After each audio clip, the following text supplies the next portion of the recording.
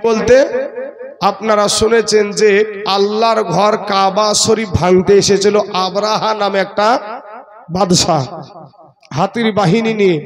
তো আমার আল্লাহ পাক আবাবিল পাখির দ্বারা পায়ে দুই পায়ে দুটা কঙ্কর পাথর আর আপনার ফুটে একটা করে পাথর, এই দিয়ে ওই আবরাহা বাদশার যত হস্তি বাহিনী ছিল সবকে শেষ করে দিয়েছিল। তো আমার আল্লাহ বলছে, হে নবী, আপনি কি দেখেননি যে ওই হস্তি বাহিনীর সাথে আমি কি ব্যবহার করেছি? এখন আমার নবী তখন কোথায়? বাবাজি, কেতাবে আছে যে আমার নবীজি তখন মা জননীর গর্ভে, যেটা বলেন একবার সুবহানাল্লাহ, মা আমেনার গর্ভে। বলেন তো, আমরা মায়ের গর্ভে থেকে কেউ কি আমরা দুনিয়ার কিছু দেখতে পেয়েছি? ভাই কথা বুঝতে পারছেন আমার? আমরা মায়ের গর্ভে ছিলাম, তো মায়ের গর্ভে থেকে আমরা কেউ কি দুনিয়ার কিছু আমরা দেখতে পেয়েছি? দেখতে পাইনি। কিন্তু আমার আল্লাহ বলছেন, আপনি কি দেখেননি নবী মায়ের গর্ভে, নবীজি মায়ের গর্ভে, আর আমার আল্লাহ বলছে আপনি কি দেখেননি? এই কথাটা যদি আপনাদেরকে এখন বলি, যারা এখানে উপস্থিত ছিলেন, আপনারা যারা এখানে উপস্থিত ছিলেন, আমি যখন স্টেজে উঠছিলাম আপনারা দেখেননি? যারা উপস্থিত ছিল দেখেছেন তো? তাহলে আপনারা এখানে হাজির আছেন বলে দেখতে পেয়েছেন, কথা ঠিক না ঠিক? হাজির আছেন বলে দেখতে পেয়েছেন। যারা বাজারে ঠেলা খেয়ে বেড়াচ্ছে তারা কি দেখেছে? তারা দেখে নাই। তো আপনাদেরকে যে আমি কথাটা বলবো, আপনারা কি দেখেননি? তা আমার আল্লাহ, আপনারা বলছে দেখেছি, আপনারা বলেন কি আপনি যখন উঠেছেন আমি দেখেছি।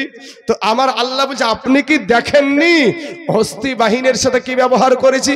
নবী তখন মায়ের পেটে, তো আমার নবীজি মায়ের পেট থেকেই ওই হস্তি বাহিনীর সমস্ত কথা, সমস্ত খবর আমার নবী দেখেছে। জোরে বলেন সুবহানাল্লাহ। এক নম্বর আয়াত হলো। দ্বিতীয় নম্বর আয়াত, আলাম তারা কাইফা ফাআলা রাব্বুকা বিআদ। আমার আল্লাহ আদ জাতিকে ধ্বংস করে দিয়েছিল ভাই। আমার আল্লাহ, আমার নবীজি তখন মা জননীর পেটেও না। আমার আল্লাহ বলছে আপনি কি দেখেননি? আপনি কি নজর করেননি? আপনি কি নজর করেননি আমি আদ জাতিকে কিভাবে ধ্বংস করেছি? কে বলছে? আল্লাহ বলছে। আমার নবী তখন মা আমেনার পেটেও না, হাজার হাজার বছর আগেকার ঘটনা। সেই ঘটনা আমার নবীজি, এখান থেকে এটাই বুঝায় যে আমার নবী যেখানেই থাকুক না কেন, সেখান থেকেই আমার নবী আল্লাহর দেওয়া শক্তিতে পুরা পৃথিবীটাকে দেখতে পাই। জোরে বলেন সুবহানাল্লাহ। এমন কি ভাই, আবু নুআইম ইসফাহানি রহমতুল্লাহ আলাইহির হিলিয়াতুল আউলিয়া কেতাবের ৫ম খণ্ডের ১৬ পৃষ্ঠাতে একটা হাদিস আছে। হাদিসটা নাকি অদরফা আলিয়া দুনিয়া ফাআনা আনজুর ইলাইহা ওয়া ইলা মা হুয়া কাইনুন ফিহা ইলা ইয়াউমিল কিয়ামাতি কাআন্নামা আনজুর ইলা কাফা হাজি। ব্রাদার ইসলাম, আমার নবীজি ওয়াজ করছেন কি, আমার নবীজি বয়ান করছেন যে পুরা পৃথিবীটাকে আমার আল্লাহ পাক আমার সম্মুখে তুলে ধরেছেন। নবীজি বলছেন যে পুরা পৃথিবীটাকে আল্লাহ পাক আমার সম্মুখে তুলে ধরে রেখেছেন, ফলে ইহা আমি দেখতেছি। তো নবীজি কতদিন দেখবে? দুনিয়াতে থাকাকালীন না দুনিয়া থেকে পর্দা করার পরেও দেখবে? তো বাবাজি, ওই হাদিসের শেষ অংশে বলছে ইলা ইয়াউমিল কিয়ামাতি কান্নামা আনজুরু ইলা কাফা হাজি। কিয়ামত পর্যন্ত যা কিছু হবে সব কিছুই আপনার নবী, আমার নবী তার হাতের তালুর মতো দেখতেই থাকবে। জোরে বলেন সুবহানাল্লাহ। ভাই আমার, আজকে যে এই জায়গাতে যারা বাজারে ঘুরছেন, আপনারা যেখানে পাগলের মতন বসে আছেন, আপনারা পাগল না ওরা পাগল? বাবাজি, আমরা হয়তো এটা মুখের কথা বললাম, কিন্তু আমরা যদি ঠিকভাবে হাকিকাত বলতে যাই, যারা ওইভাবে ঘোরাঘুরি করছে তারা পাগল, আপনারাই হলেন সঠিক। অতএব আপনারা আল্লাহর ভয় আপনাদের অন্তরে আছে বলি আপনারা এখানে বসে আছেন। পারতেন তো আপনারাও বাজারে ঘুরতে, কে ঠেকাবে?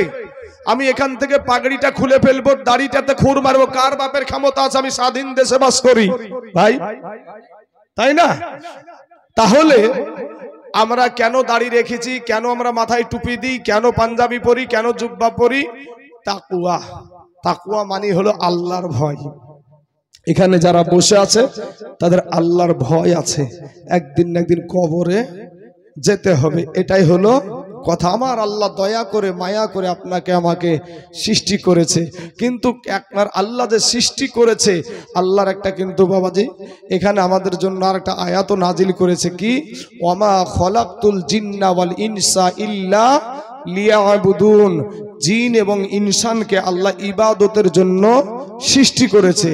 এখন ইবাদতও করি ভাই, আমরা ইবাদত করি, পাশাপাশি আমরা নামাজও পড়ি, আবার সংসারও করি। তো এবার দেখেন বাবাজি, এজিদের দলেরাও কিন্তু নামাজ পড়তো, এজিদের সৈন্য বাহিনীরাও নামাজ পড়তো, তাদের ডেরাতেও আজান হয়েছে, হোসাইনের ডেরাতেও আজান হয়েছে। কিন্তু বাবা এর ভিতরে তাহলে হোসাইন কেন শহীদ হলো? তারাও তো নামাজি, তারাও তো মুখে দাড়িওয়ালা, তারাও তো কালেমাওয়ালা। বাবা ওখানে নিয়াতটা কে করেছিল? আমার আল্লাহ কি নিয়াত করেছিল? না, এজিদের নিয়াত ছিল কি ইমাম হোসাইনকে সরিয়ে দেওয়া। ইমাম হোসাইন যদি থাকে তাহলে আমার মাস্তানি কেউ মানবে না, তার মনের বাসনা। তাই নবীজির স্বার্থের লোভে ও নামাজ পড়ুক, হজ করুক, যাকাত দেখ, ফেতরা দেখ, অসুর দেখ, আর নামাজ পড়ুক। কালো এই জায়গাটা যদি কালো করে ফেলে ভাই, তারপরে যদি ওর নিয়াতটা যদি ঠিক না হয়, তাহলে বাবাজি ওর জন্য জাহান্নাম। নিয়াত বিশুদ্ধ রাখতে হবে। হযরত আদম নবীকে যখন দুনিয়ার জমিনে আল্লাহ পাঠিয়ে দিলেন, এমতো অবস্থায় কিছু হরিণ, বনের কিছু হরিণ, ওই হরিণ বলছে চলো আদম নবী এসেছে দেখে আসি।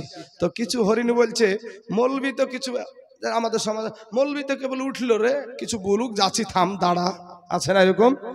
তো আবার কেউ বলে না, প্রথম থেকে শেষ পর্যন্ত শোনার মজাটা আলাদা, বিষয়টা কোথা থেকে কি ভাবু এই জিনিসটা পূর্ণাঙ্গ বোঝা যাবে। তো কিছু হরিণ বলছে আদম নবী যখন এসেছে তো এসেছি, পরে গেলেও তো চলবে। আর কিছু হরিণ বলছে গরম ভাতে যেরকম স্বাদ আছে ঠান্ডা ভাতে ওই স্বাদটা নাই। কিছু হরিণ চলে গেল বাবা আদম নবীর কাছে। আদম নবীর শরীরে জান্নাতি পোশাক বা যেটা ছিল সেটা নিয়ে, জান্নাতি গাছের পাতার পোশাক বানিয়ে আমার নবীজির, আমার আদম নবী এই দুনিয়ার বুকে এসেছিলেন। তো ওই হরিণের সাথে সাক্ষাৎ হলো, হরিণকে বাবা জান্নাতি গাছের পাতা আদম নবী দিলেন।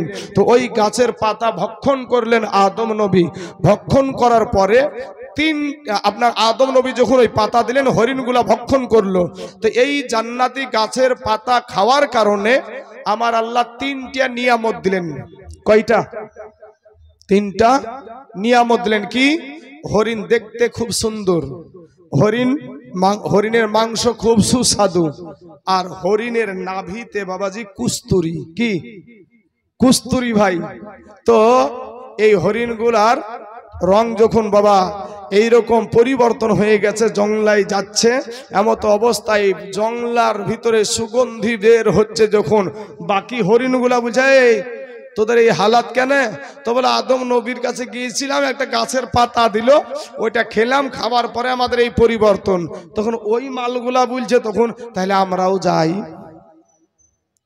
ভাই বলেন এটা স্বার্থে যাচ্ছে না নিঃস্বার্থে? স্বার্থে যাচ্ছে। তাহলে ওদের ছিল বিনা স্বার্থ আর এদের হলো স্বার্থ। তো মসজিদে আমরা নামাজ পড়ি ভাই, এরা আগে এটাকে শেষ করি। আদম নবীর কাছে এই পরে এই হরিণগুলাও গেল, যেগুলা মাস্তানি করে ভিতরে ছিল এরাও গেল। তো এরাও যাওয়ার পরে ওই পাতা এদেরকেও দিল, কিন্তু এরা আর তিনটা নিয়ামত পেল না, দুইটা পেল। কয়টা? দুইটা। হরিণ দেখতে সুন্দর, হরিণের মাংস সুস্বাদু, কিন্তু সব হরিণের নাভিতে কুস্তুরি পাওয়া যায় না। সব হরিণে তুমি বৈজ্ঞানিককে জিজ্ঞেস করো, আমার কথাটাই বলবে যে সব হরিণের নাভিতে কুস্তুরি পাওয়া যায় না। কারণ হলো নিয়াতের ভিতরে ভেজাল। কিসের ভিতরে ভেজাল? আর একটা বাবাজি আর একটা কথা আপনারাও শুনেছেন যে ইব্রাহিম নবীকে আগুনের ভিতরে ফেলে দিয়েছিল না? তো একটা জীব আছে আমাদের এলাকাতেও দেখা যায়, যে গাছে উঠে সেই গাছের রং ধারণ করে। কেউ বলে বহুরূপী, কেউ বলে টিকটিকি, কেউ বলে গিরগিট্টি, কেউ বলে ডাহিন, আছে না? তো এই জীবটি এর ভিতরে আমরা যে ভিতরে নিঃশ্বাসটা নিছি, তো এটা তো নিঃশ্বাস তো একটা বাতাস নাকি? এটা বাতাস। তো এই বাতাস কতটুকু ভাই আমাদের? এই বাতাস কতটুক থাকে ভিতরে? এই গিরগিট্টি ডাহিন আনন্দ করছে আদম নবীকে পুরানো হবে, আদম নবীকে পুরানো হবে আনন্দ করে। ওর একটু ভিতরে বাতাস আছে, ওই বাতাসটা কি করছে? আগুনের ভিতরে নিক্ষেপ করছে। ওর বাতাসে কিন্তু আগুনটা উত্তেজিত হবে না, কিন্তু নিয়াতটা হলো তার খারাপ, ইব্রাহিম নবীকে পুড়াবে। ওই রকমই একটা জীব হলো ব্যাং। কি ভাই? ব্যাং বলছে আহা হা হা ইব্রাহিম নবীকে পুড়াবে। হ্যাঁ, উনার স্থলে বাবা কতটুক পানি, একটা ব্যাঙের শরীরের ভিতরে কতটুক পানি থাকে, ওই পানিতে আগুনটা নিভাবে না, আগুনটা নিভাবে না। কিন্তু নিয়াত কি? ইব্রাহিম নবীকে বাঁচাবো। তাহলে নিয়াতের কারণে বাবাজি কাল কিয়ামতের মাঠে আমার আল্লাহ বিচার করবে। কিন্তু আমার আল্লাহ বলছেন ওমা খলাকতুল জিন্না ওয়াল ইনসা ইল্লা লিয়াবুদুন। এবং হাদিসও এসেছে as-সালাতু মিফতাহুল জান্নাহ, নামাজ হলো জান্নাতের চাবি। মসজিদে আমার নবীজি বায়ান করছেন কি নামাজ হলো জান্নাতের চাবি। তো একজন সাহাবী বিবির কাছে গিয়ে বলছে, বিবি গো নামাজ পড়বা না? নামাজ জান্নাতের চাবি। তো বিবি তো বলছে, স্বামী কে বললো? তো বলে এটা আমার দয়ার নবী বলেছে। জোরে বলেন সুবহানাল্লাহ। বিবি একজন মহিলা, নারী, ও বলছে স্বামী গো, ওগো স্বামিনী, আমার দয়ার নবী যদি নামাজকে বলে জান্নাতের চাবি, আজকে থেকে কথা দিলাম গো স্বামী, জীবনে কোনোদিন আমি নামাজ ছাড়ব না। জোরে বলেন সুবহানাল্লাহ। কেমন তাদের ঈমান ছিল আর কেমন তাদের আকীদা ছিল। স্বার্থের জন্য আমরা দোষ লাগবে, দোষ লাগার কারণে আমরা মৌলবীরাও ভাই হক কথা বলা থেকে পিছনে থাকি। কি ভাই? যে দোষ লাগবে এই কথাটা বললে হক কথা বের করে দেব, তা বাস গোপন রেখে দিলাম। বুঝতে পেরেছেন? আপনাদের ভিতরেও কিছু মানুষ আছে যে দোষ লাগবে না রে, জোরের মধ্যে হক কথা বলতে যাবো না, জোরে জড়াইতেও যাবো না, দূরে থাকবো। আর ওয়াতাওয়াসাউ বিল হক, আল্লাহর কোরআন বলছেন ওয়াল আসর, সময়ের কসম করে আমার আল্লাহ বলছেন, এবং আসরের কসম করে আমার আল্লাহ বলছেন ইন্নাল ইনসানা লাফি খুসর, নিশ্চয় সবাই ক্ষতিগ্রস্তের মধ্যে রয়েছে, ইল্লাল্লাযীনা আমানু ওয়া আমিলুস সালিহাত, তবে যারা আল্লাহর প্রতি ঈমান এনেছে এবং বাবাজি যারা আল্লাহর রাস্তায় ধৈর্য ধারণ করেছে এবং ইসলামের জন্য সত্যের জন্য যারা হক কথা বলেছে, তারা ব্যতীত সবাই ক্ষতিগ্রস্তের মধ্যে রয়েছে। কিন্তু বাবাজি হক কথা বলতে আমরা ভয়ে বলি না, কখন জানি অপমান করে দেয়। বুঝতেই তো পারছেন রক্তের গরম বাহাদুরি। আগে আমার বাপজিরা এরকম চাচারা রাজনীতি করেছে বাপ, তো ভাই ওরা পতাকা বানত, দেখবেন ওই কঞ্চির ভিতরে। ভাই আপনিও দেখেছেন, আপনিও আমার বয়সের ছেলে, আপনি তো কঞ্চির ভিতরে। এখন পতাকা বাঁধে এরকম লাঠিতে। ভাই মানে পতাকারও কাজ হবে, লাঠির কাজও ঠিক, তাই না? কিন্তু কঞ্চিতে খড়িতে পতাকা বেঁধে রাজনীতি করেছে এই বয়সের মানুষগুলা। কথা বলে ঠিক না ঠিক? হ্যাঁ বাবাজি আমার ভাই জানেরা। তাহলে আমার আল্লাহ পাক যে ইবাদত করার কথা বলেছে, আমার নবীজি দুনিয়া থেকে পর্দা করবেন তখনও বলছেন as-সালাত as-সালাত ওয়া মা মালাকাত আইমানুকুম, হে আমার উম্মতেরা তোমরা নামাজ ছেড়ে দিও না, তোমরা নামাজ ছেড়ে দিও না। মুসলমান যুবক ভাইয়েরা রে আমার, ওগো আমার কালেমার ভাইরা, পর্দার আড়ালের মা খালা গো, শুনে জানা যে রাতের বেলা এই দুনিয়াটা কিছুই না রে মুমিন, এরা আমার নবীর উম্মতের দল মাস্তানি করিও না রে বাবা, যৌবনের বাহাদুরি দেখায়ও না, কোন দিন জানি মহিরা যাবারে বাবা, কবে জানি আজরাইল এসে তোমাকে ধরে নাই। ওরে যুবক ভাই, ভাই আজ রাস্তার দিকে তাকায়া দেখো কত যুবকের লাশ অভাব নাই, আজকে পানির নিচে যুবকের লাশ অভাব নাই, আজকে ঘরের ভিতরে যুবকের লাশ অভাব নাই। আজকে আপনাদের মসজিদে ইন্না লিল্লাহির ডাক, সকালবেলায় ফজরের নামাজ পড়ি বলছে ইন্না লিল্লাহি ওয়া ইন্না ইলাইহি রাজিউন। কালকে বাবা আরেক মসজিদে ইন্না লিল্লাহির ডাক, আরেক দিন আরেক মসজিদে ইন্না লিল্লাহির ডাক। আপনারা যারা এখানে বসে আছেন, আপনারা যারা দাঁড়িয়ে মাস্তানি দেখাচ্ছেন, ভাই কেন রে ভাই আপনাকে বসতে বারবার করে বলা হচ্ছে, কেন তুমি বসতে রাজি না? ও যুবকেরা, তোমার পাগুলাকে কষ্ট দেওয়ার কোনো দরকার নাই। আমার কমিটির ভাইয়েরা, আমার মুসল্লি ভাইয়েরা, এই দেশের মানুষরা তোমাদের জন্য একটু বসার জায়গা করেছে। যুবক রে, মদের আড্ডায় যে বসতে ভালো লাগে, কিন্তু কোরআনের মাহফিলে বসতে ভালো লাগে না। এটা বেগানা বেহায়া বেলাজা মহিলা যখন ড্যান্স করে বাবা, ওই মহিলাটার আসরে গিয়া বসতে ভালো লাগে, কিন্তু আমার নবীজির মাহফিলে বসতে কেউ রাজি না। আল্লাহ এই সমস্ত যুবককে হেদায়াত দান করুক, সবাই বলেন আমিন। গালি দিলাম নাকি ভাই? হ্যাঁ, আমি আমার নবীর আদর্শ নিয়ে বলতে চাই, কাউকে কষ্ট দিতে চাই না। যেটুক বলবো নবীর আদর্শ নিয়ে বলার চেষ্টা করবো, তবে আমি মানুষ, ভুল মাত্রই মানুষ মাত্রই হতে পারে ভাই, তাই কি না? আসুন ভাই আমার সোনা মানিকেরা, আমার আল্লাহ পাক রব্বুল আলামিন আপনাকে আমাকে এই দুনিয়ার জমিনে সৃষ্টি করেছে। মুসলমান যুবক রে, ওরে আমার কালেমার ভাই, ওগো আমার পর্দার আড়ালের মা খালারা, আমার আল্লাহ পাক যদি আপনাকে বন্ধ করে দুনিয়ার জমিনে পাঠায়া দিত, পৃথিবীর এমন কোন সার্জন ছিল না, পৃথিবীর এমন কোন ডাক্তার ছিল না, আপনার চোখ দুটাকে ফিরাইয়া দেয় পারবে? তাহলে অন্ধই তো থাকতো না, কানা ব্যক্তি তো থাকতো না। যুবক, নবীজি ওয়াজ করেছেন কি, আসসালাতু মিফতাহুল জান্নাহ। সাহাবী গিয়ে বিবির কাছে ওয়াজ করছে, বিবি গো, ও গো বিবি, নামাজ পড়বানি, বিবি গো, নামাজ নাকি জান্নাতের চাবি। বিবি ডাক দিয়া বলে, স্বামী, স্বামী গো, দয়ার নবী যদি বলে থাকে জান্নাতের চাবি হলো নামাজ, আজকে থেকে কথা দিলাম গো স্বামী, জীবনে কোনো দিন নামাজ ছাড়ব না। জোরে বলেন সুবহানাল্লাহ। এবার বাবা, দুই স্বামী স্ত্রী নামাজ পড়ে, ওগো বাবাজি, এক ওয়াক্ত নামাজ কাজা করে না, দিলখানা একটু নরম করে দিবান রে ভাইরা, ও যুবকেরা, আব্বা জানেরা, আমার মা খালা গো, দিলখানা একটু নরম করে দেবেন।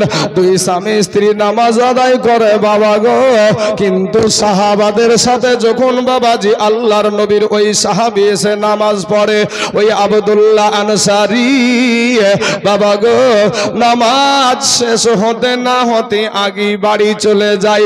সাহাবাদের ভিতরে আলোচনা শুরু হয়ে গেল, কি ব্যাপার আল্লাহর নবীর সাহাবী, এই সাহাবী কি নামাজ পড়ে বুঝি না, কেমন নামাজ পড়ে বুঝি না, এত তাড়াতাড়ি চলে যায়। নবীজি বায়ান করে, নবীর বায়ানও শুনে না, এত তাড়াতাড়ি বাড়ি চলে যায়। বিষয়টা কি, ব্যাপারটা কি? এ বাবারা, এই রকম করে সাহাবাদের ভিতরে আলোচনা হচ্ছে। আমার দয়ার নবী গো, আমার নূর নবী, আমার মায়ার নবী, ওই নবী আমার বলছেন, সাহাবারা রে, তোমরা কিসের আলোচনা করো রে সাহাবা? একটা বার বলো গো সাহাবা, একটা বার বলো। বলে, ইয়া রাসূলুল্লাহ, ইয়া হাবিবাল্লাহ, নবী গো, আপনার একজন সাহাবী যার নাম হলো আব্দুল্লাহ আনসারী, ও কি নামাজ পড়ে বুঝি নাই গো নবী। ও কি নামাজ পড়ে বুঝি নাই, এত তাড়াতাড়ি সে বাড়ি চলে যায়। বিষয়টা কি, ব্যাপারটা কি? আমার নবী, আপনার নবীর কত সুন্দর আদর্শ দেখেন বাবা। সাহাবাদেরকে শিক্ষা দিলেন, সাহাবারা রে তোমরা পিছনে কোনো আলোচনা করিও না, পিছনে আলোচনা করা এটা আদর্শ ভালো না। আমি নবী তদন্ত করে দেখব আমার ওই সাহাবী কি নামাজ পড়ে। জোরে বলেন সুবহানাল্লাহ। কে তদন্ত করবে? নবীজি। আর আমাদের দেশের আমরা ইমামতি করি ভাই, মাস গেলে টাকালি, বুঝতে পারলেন না? মাস গেলে টাকালি। জীবনে কোনোদিন জিজ্ঞেস করিনি আপনাদেরকে যে বেটা কি চাচা গো আপনি কেমন ভাবে আত্মাহিয়াতু পড়েন, একটু শুনান দিনি। কোন ইমাম আমরা জিজ্ঞাসা করি? ইমামেরাও বাবা জিজ্ঞাসা করে না। আপনারাও কোনোদিন বললেন না মুজাহিদুলকে যে মুজাহিদুল হুজুর কি ভাই আমার ফাতিহা সূরাটা একটু হচ্ছে কি দেখেন তো। বলি এই কথা আমরা কি, যারা নামাজ পড়েন তো আপনারা নাকি এই কথা কেউ বলেছেন? কেউ কিন্তু বলেন নাই। জানছেন যে যদি আমি বলতে যাই আর মৌলবীর কাছে তো ধরা পড়ে যাব, পাশাতে তো পারবো না, আমার তো মৌলবীর সাথে মাস্তানি করা চলবে না। মৌলবীও দেখছে যে মাস গেলে 5,000 টাকা 5 ওয়াক্ত নামাজ পড়ায়, 5 থেকে 6,000 টাকা দাও বেটা, তারপর আবার 2 মাসের বাকি, তোমাকে আমি নিজের ইচ্ছায় কোরআন পড়াবো। তোর ভাগ্য ভালো যে ওযু করে নামাজ পড়ায়, বিনা ওযুতে নামাজ চালিয়ে দিব শালা, তখন বুঝবি। আর আল্লাহর ফারিস্তা বলছে ওরে ইমাম তোকেও ফাটাবো তো মুসল্লিকে ফাটাবো। বুঝেন না বাবাজি, আমার সোনামানিকেরা, আমার ভাইজানেরা? তো আমার নবীজি তদন্ত করছে। আমার নবীজি টুক টুক টুক টুক করে আপনার ওই আব্দুল্লাহ আনসারীর বাড়িতে চলে গেছে। 3 বার সালাম দিয়েছে। কয়বার? আমরা কি করি দেখেন, আমরা যে বলি আমাদের এই তো মুখ দিয়ে তো খুব আমরা বলতে পারি। নবীজি 3 বার সালাম দিলেন, বাড়ির বাইরে থেকে না, বাড়ির ভিতরে যে, বাড়ির বাইরে থেকে সালাম দিচ্ছেন। আর আমরা কি শিক্ষা দিই? Tata tata tata. ভাই আপনি ভালো বুঝবেন, আমাদের এখনকার বিবিরা দেখবেন ছেলেকে কোলে নিয়ে বাড়ি থেকে মেহমান বিদায় হয়ে চলে যে টাটা দাও, টাটা টাটা দাও। তো টাটা দিয়ে হবে, যা তুই ওই শিক্ষা দিচ্ছিস, কবরে যাই দেখ বাসের লাঠি রেডি। হ্যাঁ বাবাজি, আমার সোনা মানিকেরা, কি ভাই? তাই তো ওই জায়গাটায় শিক্ষা দেওয়া দরকার ছিল কি, যে সন্তানকে শিক্ষা দেওয়া দরকার ছিল, মা কি বেটা তোমার চাচা চলে যাচ্ছে কি তোমার ফুপা চলে যাচ্ছে, সালাম দাও, আসসালামু আলাইকুম। এইরকম ভাবে সালাম দেওয়াটা শিক্ষা দেওয়া দরকার ছিল মায়ের। অথচ ওই মায়ে করছে কি, সালাম টালাম না, টাটা দাও, টাটা। কিন্তু তোমাকে ভাটার ভিতরে ফেরবে, ভাটার আগুন বুঝো? এ দুনিয়ার আগুন, ভাটার আগুন তো কি আগুন রে বাবা, 3000 বছর জ্বালিয়ে যে আগুন তৈরি হয়েছে ওটা হলো জাহান্নামের আগুন। জোরে বলো সুবহানাল্লাহ। 1000 বছর জ্বালিয়ে আগুনের রং হয়ে গেল লাল, আর 1000 বছর জ্বালিয়ে আগুনের রং সাদা, আর 1000 বছর জ্বালিয়ে আগুনের রং হলো কালো কুৎসিত। এই 3000 বছর জ্বালিয়ে যেই আগুনকে আমার আল্লাহ রক্ষিত করে রেখেছে, ওটাই হলো তোমার মতন জাহান্নামী ব্যক্তিদের জন্য। কথা বলেন ঠিক না ঠিক? বাবাজির, আমার ভাই জানেরা, আমি কাউকে গালি দিতে চাই না ভাই। তুমি জাহান্নাম থেকে বেঁচো ভাই, তুমি আমি একসাথে আমরা আমার নবীজির সাথে আমরা জান্নাতে যেতে যাই। কথা বলেন ঠিক না ঠিক?